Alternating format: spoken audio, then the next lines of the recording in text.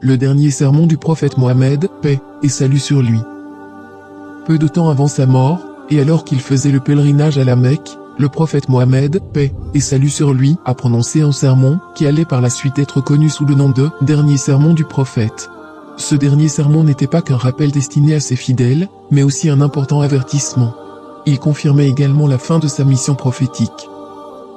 Le prophète Mohammed, paix et salut sur lui, a prononcé son dernier sermon au cours du pèlerinage de l'an 632, au 9e jour du mois de Dhul-Hijjah, qui est le 12e mois du calendrier lunaire. Il se tenait sur le mont Arafat, devant des milliers de musulmans.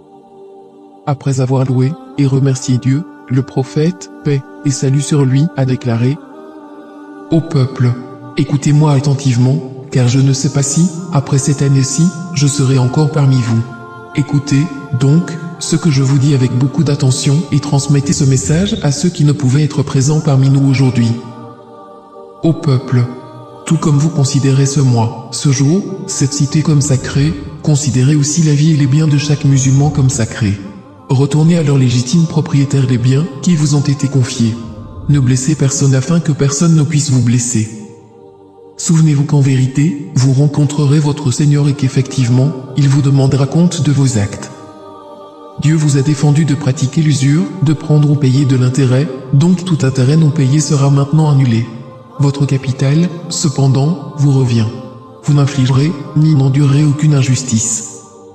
Dieu a décidé de rendre l'intérêt illicite, et tout intérêt qui était dû à Abbas ibn Abdel-Muttalib sera maintenant annulé. Méfiez-vous de Satan, pour le salut de votre religion.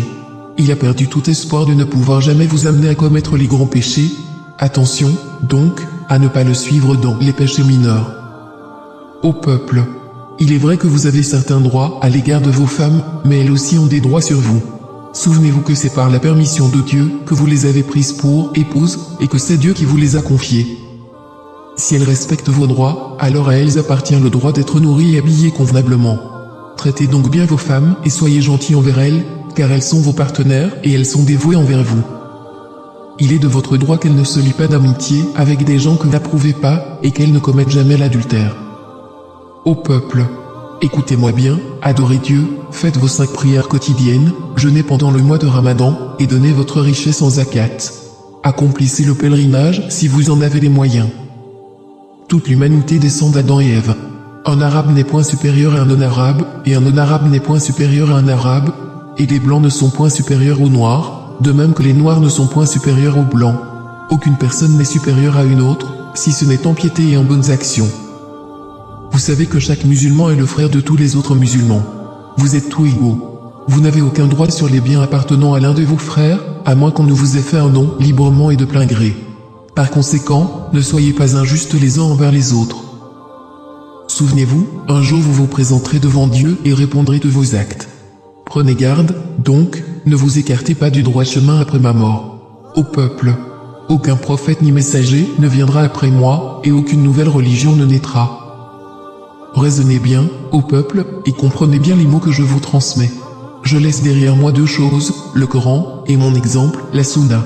Et si vous les suivez, jamais vous ne vous égarerez.